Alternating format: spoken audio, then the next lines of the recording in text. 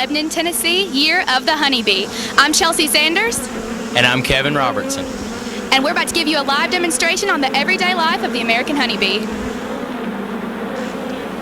Hello, my name's John Osterhouse, and we're going to be doing some bee work today and kind of explaining what the bees do and some of the frames we would normally see in a hive. First, we're going to start off with brood, capped brood mainly, but we also have some mixed brood. This is what we have in our little observation hive. We just have some like pictures to kind of show what it would look like in a real hive. But then if you turn over here, we actually have a real frame from a hive that we just pulled out from in this tent. And it's pretty much the same thing we have on our picture frame here. If you look, you see the brown cappings. Those are brood that they have capped over after the queen laid the egg, and they have slowly been raising these bees up. So we'll move on next. We'll move on to our larva that we have. The larva is actually a bee before the bees cap it over. They're still putting in the protein and everything necessary for the bee to start growing after the bees cap it over. It's like the bee food they stick in the cell with them. This is our larva frame. He has pulled it out over here. We have it on our picture frame. So we got a bunch of bees on it. There's a little bit of capped brood on with it, but it's mainly, they're little white. They look like horseshoes down in there, and they're white. They're just curled up. And then we look back over here, and we have the frame from the real hive, and you see it's pretty similar from what we have. And we have a little bit of capped brood on the edges, but as you move in, it's eggs and larvae.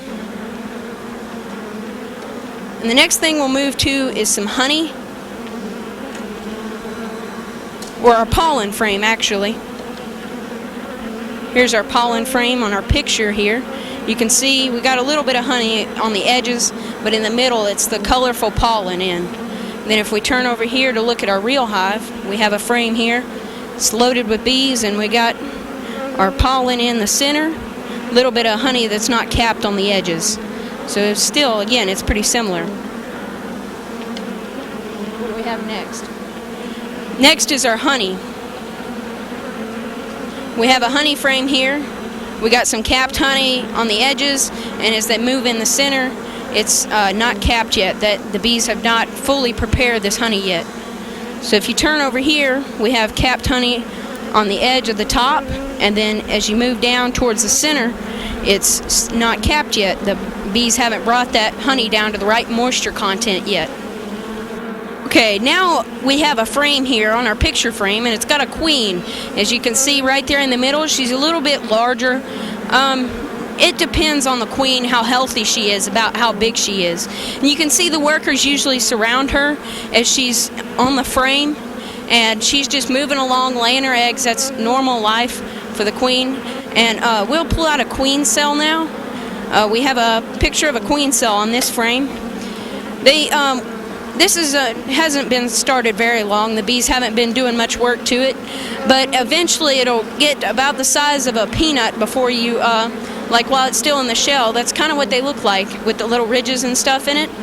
But the queen is very important. There's only one queen in the entire hive. We don't usually have two queens in one hive. It's only when let's say a hive's about to swarm or something like that, that they would have two queens in the hive. So then you have the workers. All the workers are female. We don't have any male workers, and the females are the ones that have the stingers. The male bees are drones. That's what we call them. They don't have stingers, and they can't sting you. They're just, they don't have much of a purpose, just to mate or do whatever like that. And so that's about all we have today with the bees. And I hope everyone was able to learn a little something about the honeybees and their everyday life. And a big thank you from the Wilson Central FFA chapter and some of our local Wilson County beekeepers for coming out here and talking to everyone today. I hope to see you all next year at the Wilson County Fair.